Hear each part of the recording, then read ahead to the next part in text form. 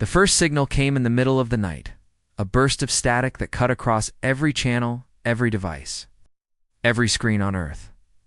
People thought it was a power surge or some strange interference.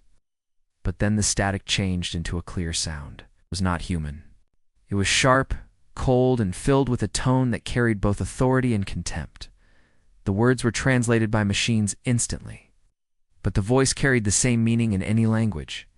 The aliens spoke to humanity for the first time, and they did not come with peace. They came with fear. The message was simple. Humans were small, weak, and about to be reminded of their place in the galaxy. Behind the words, a wave of images played across every screen. Planets burning, cities falling into dust, skies filled with warships so large that they blocked out suns, entire species screaming in terror as they were crushed. It was a show carefully designed to do one thing: break the human spirit before the war even began. In living rooms, in shops, in schools, people stopped what they were doing and stared. For a moment, Earth was silent. The aliens waited for the reaction they had seen from so many other species. They expected crying, panic, begging. They wanted the humans to collapse before a single shot was fired. But instead of fear, something stranger began to spread. The people did not scream. They did not fall to their knees. Some trembled, yes, but most only narrowed their eyes. Some even smiled faintly, though it was not the smile of amusement. It was the smile of someone remembering an old enemy. The silence of Earth was not the silence of surrender. It was the silence of something stirring, something deep and old, something the aliens had not expected.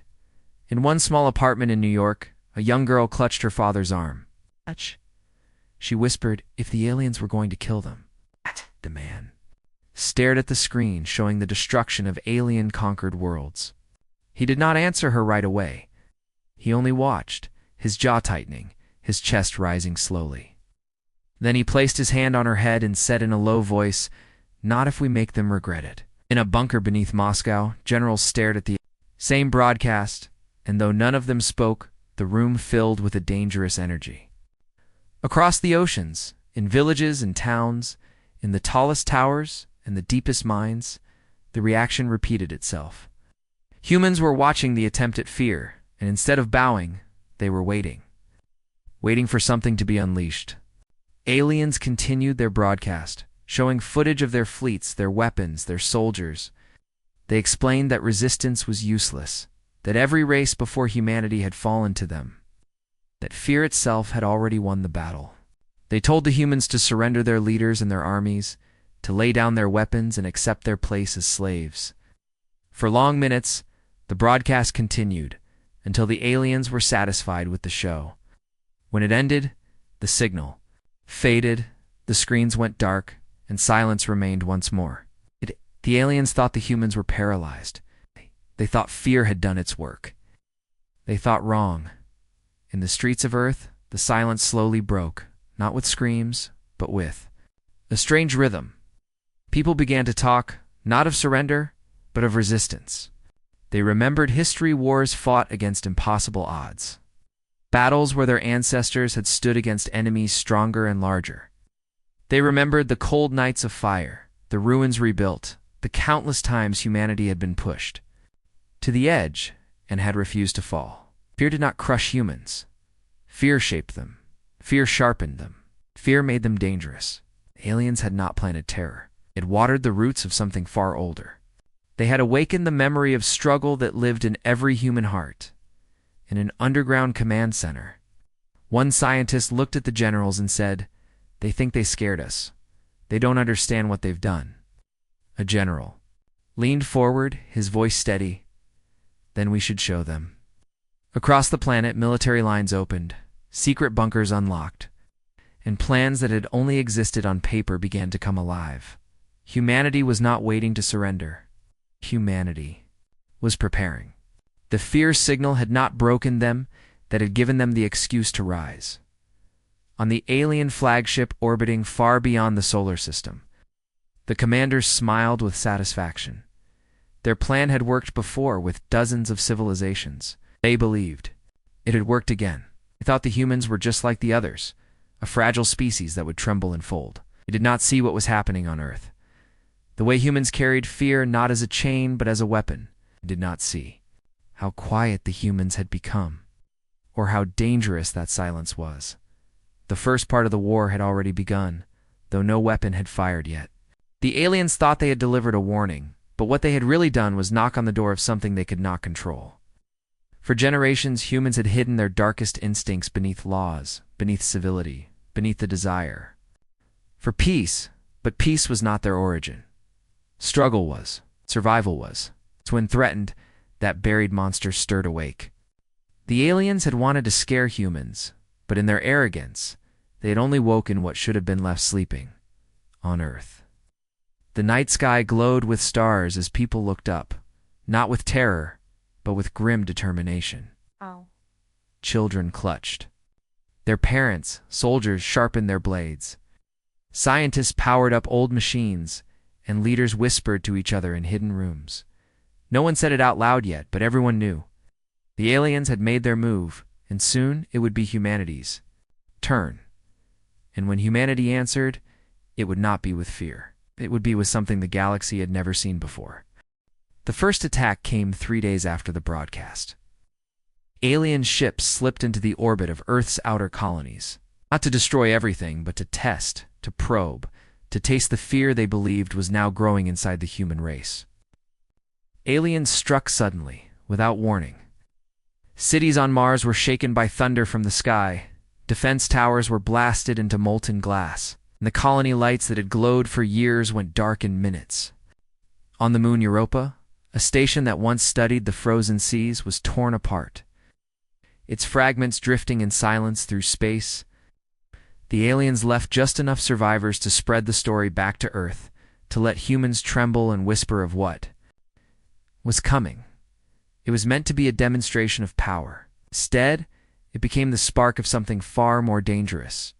The survivors who returned did not arrive broken. Their ships limped back, battered and smoking, but the men and women who stepped out carried eyes that burned with fury. They told of alien soldiers walking through fire, of cities collapsing into dust. Yet when they spoke, there was no plea for surrender. They asked only for weapons, for ships, for a chance to strike back. The aliens thought fear was spreading, but what spread instead was anger, and anger in human hands was a storm that could not be controlled. On Earth, the news showed burning colonies, the screams of those caught in the attack, and for a moment, the world held its breath. But then something unexpected happened. People did not cry for peace talks or beg their leaders to submit. They began to gather. In ruined streets, men carried the wounded out of rubble with their bare hands. In shattered colonies, engineers rebuilt broken machines from scraps. Families who had lost everything looked at the night sky not with despair but with quiet rage. The aliens had not broken them. They had woken them. In the ashes of the first attacks, strange stories began to spread. A group of miners on Mars, trapped under a collapsed shaft, had dug their way out with nothing but broken tools and bare fists, emerging days later alive and swearing vengeance. On Europa, a lone medic had carried 20 wounded through fire, refusing to stop even when her body was covered in burns. On the ruined station, a pilot without weapons had rammed his ship straight into an alien cruiser, crippling it long enough for others to escape. These were not stories of fear. These were stories of humans refusing to die quietly, and each tale added fuel to the growing fire inside the species. The aliens, watching from their vast ships, grew confused.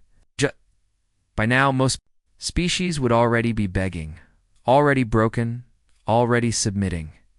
But humans were not following the pattern. The silence that had first unsettled the aliens during the broadcast was growing heavier. It was not the silence of surrender, but of preparation. They did not yet realize that in trying to make humans afraid, they had awakened something older than fear itself, the instinct to fight when cornered.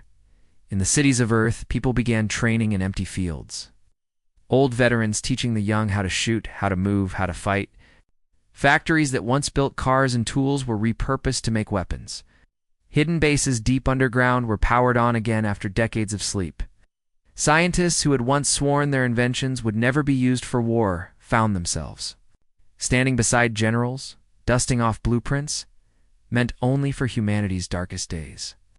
Humanity was not only resisting, they were becoming something new, something the aliens had not seen before. One night, as fire still smoldered on Mars, a group of children stood with their mother on the roof of a half-collapsed building. The youngest asked, "Why are they doing this to us?" The mother looked up at the stars, at the enemy ships she could not see, and whispered, "Because they think we will bow." But we don't bow, we rise. That phrase began to spread among soldiers, among workers, among the broken and the wounded. We don't bow, we rise. It became more than words, it became the soul of their resistance. On the alien command ship, leaders studied the reports. They saw their attacks had killed thousands, destroyed colonies, left cities in ruin. Yet the fear they expected had not come. The humans were supposed to scatter like insects. Instead, they gathered like wolves. For the first time, the alien leaders hesitated. They had seen war before, but they had never seen this reaction. Commander warned the others, saying, "This species is not like the rest. They grow sharper in pain. They grow stronger in fire." The warning was dismissed. The others laughed and said humans were simply delaying the inevitable. But deep down, the seeds of doubt were already planted. In the ashes of destruction, humans were proving what they truly were. Fear had not destroyed them. It had shaped them into something harder, sharper, something that could no longer be contained. Across the ruins of Mars, across the frozen ice of Europa, across the crowded cities of Earth, a single truth was rising. The aliens had wanted to frighten humans into submission, but instead they had created the one thing they could not fight. They had woken the monster, and though the monster was still gathering its strength, its preparing in silence, every human heart now beat with the same rhythm. It was not the rhythm of fear. It was the rhythm of survival, of vengeance, of war. Soon, the galaxy would learn the difference. Soon the galaxy would see what it meant to face not frightened prey, but a predator that had finally been unchained.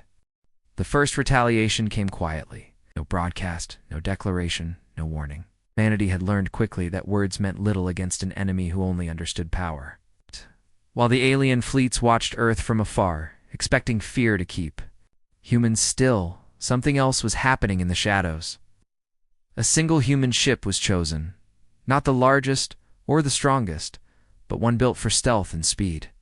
Its crew was small, just a handful of men and women who had seen their homes burned, their friends killed, their families scattered. They carried no fear left inside them, only fire. Their mission was not survival. Their mission was to strike. Back, the ship was called Valkyrie. It slipped out from a hidden dock on Earth's dark side, masked by old technologies the aliens thought too primitive to matter. The crew spoke little as they left orbit. Every face was hard, every mind focused. The aliens had destroyed colonies and expected no reply, but now humanity was answering, not with surrender but with teeth.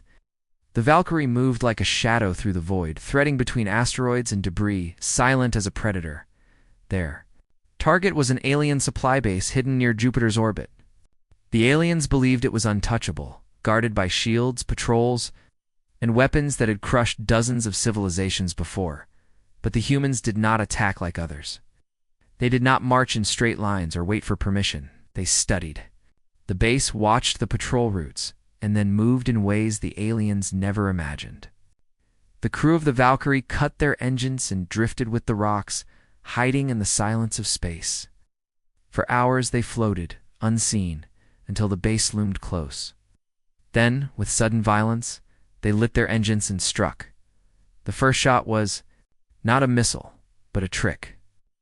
They launched a swarm of decoys, old satellites and wreckage wired with explosives, making them look like dozens of small ships. The alien sensors screamed warnings, and their defenses turned toward the false attack. That was when the Valkyrie made its move. The humans slipped through the blind spot, piercing the shield with a weapon the aliens had never seen before. Railgun designed to fire slugs at impossible speeds. One slug ripped through the shield, another tore into the reactor core, and then the base lit up in a fireball that spread across the black sky. For a moment, space itself seemed to burn. Explosions shattered alien cruisers nearby, tore through supply ships, and sent waves of debris spinning across the orbit. The aliens had expected another easy victory, another weak opponent. Instead, they watched as their mighty fortress fell in minutes to a single human ship. Panic spread through the fleet. This was not fear they could control, this was terror. They could not escape. On the Valkyrie, the crew did not cheer. They did not celebrate. They only watched the fire, faces lit by the glow, knowing this was only the beginning.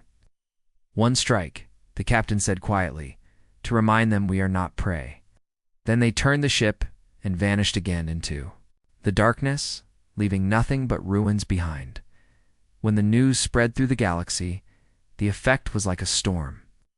The aliens who had broadcast fear to Earth now found their own allies whispering doubts. Species who had already surrendered to them began to wonder if the humans had found a secret no one else had. On Earth, the news of the retaliation lit a fire across the planet. People cheered, not because the war was won, but because humanity had proven something the aliens never wanted to believe. They could be hurt, they could bleed. If they could bleed, they could fall. The alien high command raged at the loss. They called humans reckless, suicidal, mad. They could not understand how a single ship had done what entire civilizations had failed to achieve. But humans had always fought differently. They were not bound by logic alone. They were creatures who turned desperation into strategy, pain into power, and fear into fury. The aliens had wanted to frighten them into submission, but now it was the aliens who looked into the dark and wondered what else the humans were hiding. That night, across Earth and its colonies, families looked up at the stars with a new feeling. The fear that had once gripped them was gone. In its place was determination. People whispered of the Valkyrie as if it were not just a ship but a symbol. The first retaliation had shown the truth. Humanity was not waiting to die. Humanity was hunting now, but inside the alien command ship, far from Earth, a different whisper began to spread among their officers. They called the humans monsters, not because of their strength, but because of their will. No matter how many cities burned, no matter how many battles were lost, they rose again. Aliens had expected to scare a childlike species into obedience. Instead, they had woken something older, darker, more dangerous. The monster that lived inside humanity was no myth. It was real, and it was now awake. And in the silence after the explosion, as debris drifted through the void, every alien captain knew one truth: the humans would strike again. And the next time, it would not be just one ship. The retaliation of the Valkyrie was only the beginning. The explosion of the alien base near Jupiter echoed across the galaxy like a thunderclap. And for the first time in generations, the invincible empire had been struck. The aliens thought. It was a lucky attack, a desperate strike that could not be repeated. They told themselves humans had only managed one victory by chance. But in the days that followed, something began to happen that even their greatest war minds could not predict. The terror they had tried to pour into the hearts of humans was turning back toward them. Heavier and sharper than they imagined, the alien fleets doubled their patrols near Earth, believing humans would be afraid to leave again. Instead, they found themselves under constant harassment.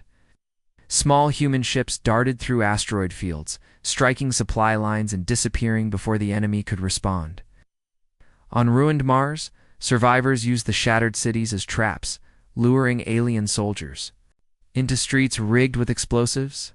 On Europa, the frozen seas themselves became weapons, cracked open to swallow entire alien machines. Each time the aliens tried to tighten their grip, the humans only slipped out and struck from another angle. Fear was no longer a weapon against humans. It had become their shield and their spear. Reports spread of human soldiers fighting long after they should have fallen. Wounded men and women rose from rubble, their faces bloodied, but their hands still gripping weapons. Entire villages armed themselves with whatever they could find. From old rifles to farming tools and ambushed alien patrols in the night, every street, every tunnel, every broken building became a battlefield. The aliens were used to enemies begging for mercy. Now they faced enemies who smiled even when bleeding. That smile, that refusal to break, became a nightmare to alien commanders. On Earth itself, cities prepared as if the sky could fall at any moment. Yet instead of despair, there was unity. People who had once fought each other over borders and politics now stood together. Old rivalries were forgotten. Soldiers from every nation trained side by side. Engineers from across the world shared secrets once guarded. Humanity had been fractured before, but the aliens had unknowingly given them something no leader ever could: a single enemy to unite against. The fear broadcast had failed, and now it was the aliens who felt the cold hand of dread tightening around their throats. One alien commander ordered a massive assault on Mars to crush resistance once and for all. Thousands of troops descended, armored and armed with weapons that had ended countless wars. But what they found was not fear, they found fire. Humans who had nothing left to lose fought with a ferocity no alien had seen. Traps exploded beneath. Tanks, hidden snipers took down officers. And when the aliens thought they had cornered the survivors, survivors charged with blades, with bombs, even with bare hands. The battle raged for days, and though Mars was left in ashes, the alien commander returned with only half his force alive. His report to the High Command was brief. They are not prey. They are predators. Among the aliens, whispers began to spread. Soldiers who had once laughed at the thought of fragile humans now avoided patrol duty on Earth and Mars. Some began to refuse orders. Their courage eaten away by the memory of human eyes staring at them through smoke, eyes that did not know fear. An empire built on terror was beginning to taste its own medicine. On the human side, every loss only added to their fury. Every city burned became a call for revenge. Every grave dug became a promise. Humanity was changing. They were no longer just defending themselves. They were evolving into something harder, colder, relentless. The monster the aliens had awakened was no longer crawling from the ashes. It was beginning to walk. In a dark war council on Earth, one general stood before the leaders and said, "They wanted us to be afraid. Instead, they taught us how to fight together, and now they will learn what real fear is." Around the table, no one disagreed. Plans grew larger, strikes bolder, and every human soldier who marched into battle carried the same unshakable truth. They were no longer fighting for survival alone. They were fighting to make the enemy afraid. The turning point came during a battle near Titan. The aliens had sent one of their strongest fleets, expecting to wipe out a small group of human fighters. Instead, the humans attacked with tactics the aliens had never faced. Civilian freighters disguised as cargo ships suddenly revealed hidden cannons. Fighters lured enemy ships into dense rings of ice where human explosives waited. Entire sections of the fleet collapsed in minutes, and when the aliens tried to retreat, they found their path blocked by human ships that had already circled behind them. The battle ended not with human loss, but with alien wreckage scattered across Titan's orbit. That night, when the story reached Earth, people did not weep for the dead. They stood taller, their voices louder, their eyes brighter. The fear that had once threatened to crush them was now gone, replaced with something far more powerful. Humanity had learned the secret that no other race had discovered. Fear was not a weapon used against them, it was a weapon they carried inside themselves, turned outward, burning brighter with every attack. The aliens had tried to use terror as their greatest tool, but now terror belonged to the humans. And with every passing day, the Empire felt the truth clawing at them. The war they thought they controlled was slipping away. The prey they thought they were hunting had become the predator stalking them in the dark. The terror had turned back, and it was only the beginning. The galaxy had begun to whisper about the humans. At first, the whispers were jokes, small and mocking. But after Mars, after Titan, after the endless reports of alien soldiers vanishing in ruined cities, the whispers changed. Been broken by smaller human forces. Entire planets that were supposed to surrender had turned into traps. The Empire's leaders tried to hide the truth, but fear spread faster than orders. For the first time, the galaxy was not laughing at humanity. It was afraid of them. And yet, what no one realized was that humans had not even revealed their true face. The monster inside them was only beginning to wake. The aliens believed they understood war. They measured strength by numbers, by weapons, by technology. But humans measured it differently. They measured it by endurance, by will, by how far they were willing to go when pushed to the edge. When the aliens attacked Earth itself, dropping fire on its oceans and cities, they expected the planet to fall silent at last. Instead, Earth answered with a darkness no one had seen before. From hidden vaults deep under mountains, weapons long, sealed away were brought into the light. Missiles built for a war that never came. Machines designed to defend against Earth's own destruction were now aimed at the stars. Humanity had always feared its own creations. Now they unleashed them without hesitation. The first demonstration of this new face came above the skies of Earth. A massive alien warship descended. Larger than any city, its cannons glowing with enough power to erase continents. Humanity had no equal ship to match it. From underground silos, they launched a weapon that had slept for decades. A swarm of self-guiding drones, each smaller than a bird, each carrying explosives sharp enough to cut through steel. The swarm rose into the sky like a cloud of black wings. The alien warship fired at them, laughed at them, called them primitive, but the drones were not attacking, as when they split, scattered, and swarmed into the weak points of the ship like insects crawling into wounds.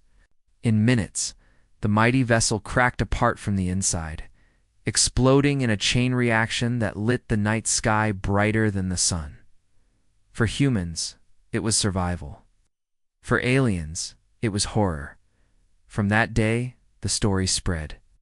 Humans did not fight with pride or honor.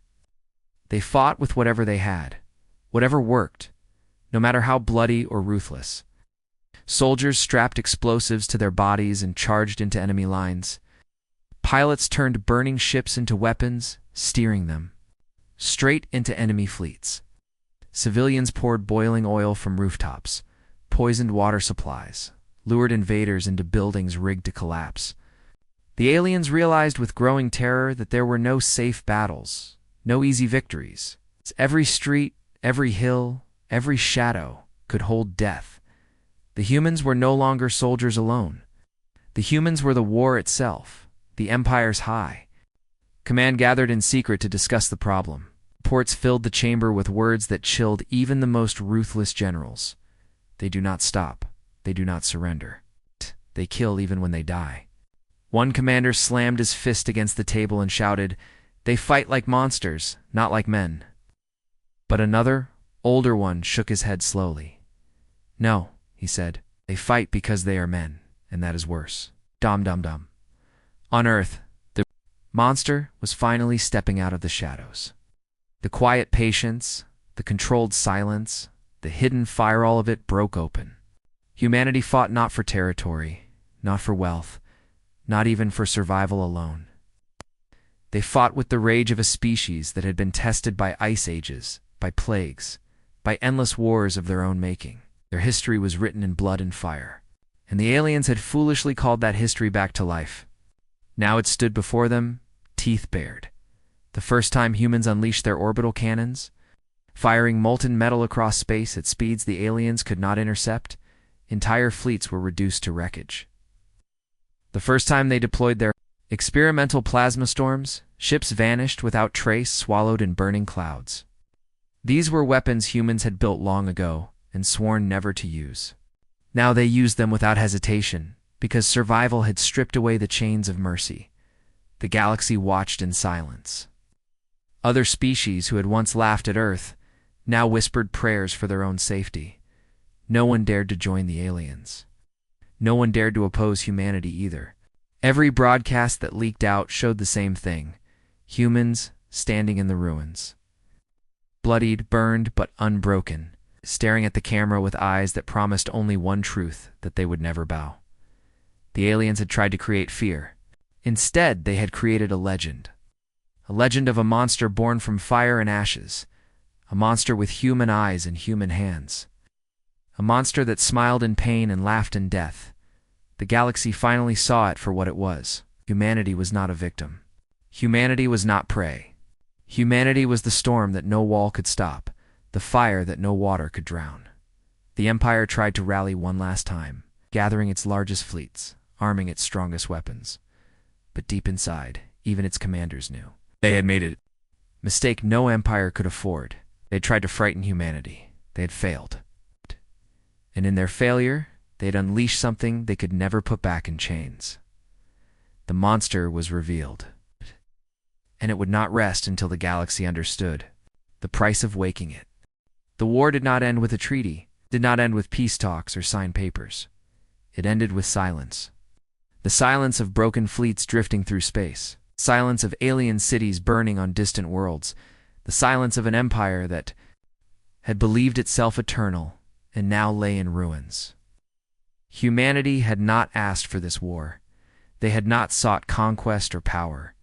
But once the aliens tried to break them with fear, once they unleashed the monster hidden in human blood, there was no turning back.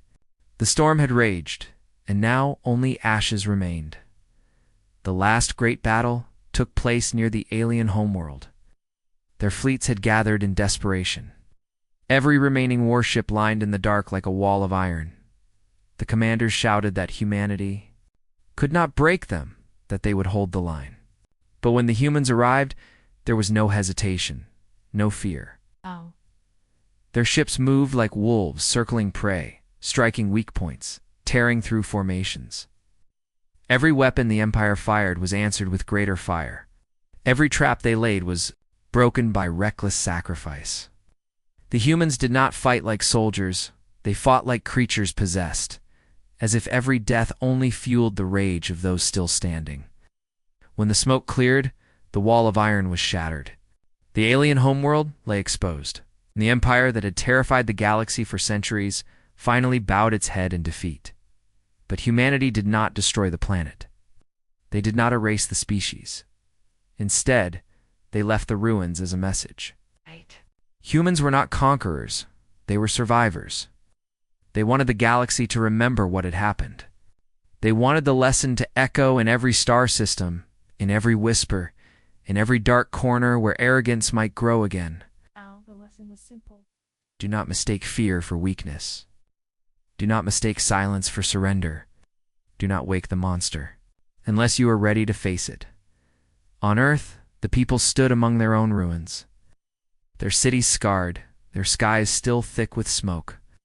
Families buried their dead, soldiers returned home with eyes that had seen too much, and leaders walked through streets where entire blocks had been turned to rubble. Humanity had won, but at a terrible cost. And yet in their grief, there was pride. They had stood against the strongest empire in the galaxy and had not only survived, they had shattered it. The galaxy trembled at the silence that followed. Species that had once bowed to the empire now looked to Earth with awe and fear. Some called the humans saviors. Others called them demons. But all agreed on one truth. Never again would humanity be tested so lightly. The story of the war spread. In whispers across stations and star systems, children of distant worlds spoke of the humans as if they were ghosts, wrapped in fire, warriors who fought with death in their eyes. Alien commanders warned their soldiers never to underestimate Earth. Traders who passed near human space told of a quiet planet, scarred but unbroken, where people walked with the heavy steps of survivors who could never be enslaved again, and within humanity itself, a strange silence remained. They had revealed their darkest side to the galaxy. They had shown what they were capable of when cornered, and though they were proud of their victory, many also feared what they had become. Soldiers who had fought like beasts found it hard to return to normal life. Scientists who had unleashed forbidden weapons wondered if they had opened doors that should have stayed closed. Parents looked at their children and whispered prayers that they would never again see the monster wake. Humanity had survived, but it carried scars that would never fade. One evening, on the ruins of Mars, a small group of survivors gathered to light a fire. They sat in silence, watching the flames rise against the night sky. One man finally spoke, his voice quiet but steady. They thought fear would end us. Instead, it began us. We are still here. The others nodded. No more words were needed. Across the galaxy, across every world where humanity had fought and bled, the same thought echoed. They were still here. That was victory enough. The alien empire, once proud and unshakable, became nothing more than a shadow in history. Its survivors hid in corners of the galaxy, whispering about the humans who had brought them down. They called them monsters, yes, but monsters that walked with purpose, monsters who rose only when provoked. The fear they had once tried to use as a weapon had become a story that would never die. Children of alien species would grow up hearing warnings, never wake the humans, never test their silence, never bring fear to Earth. And so, the storm passed. The fires cooled. The guns went quiet. Humanity rebuilt slowly, step by step, brick by brick. But the memory remained. They had been tested, and they had answered. They had shown the galaxy what it meant to be human. And in that truth lay both glory and terror. The silence after the storm was not empty. It carried weight. It carried warning. For though the war was over, the galaxy would never forget what had been awakened. Humanity returned to the stars with watchful eyes, not seeking battle but ready for it. They did not boast, they did not demand, they did not conquer it. They simply stood as they always had, waiting, watching, surviving. In the silence, every other race remembered the same truth. The aliens thought they would scare the humans. Instead, they woke the monster.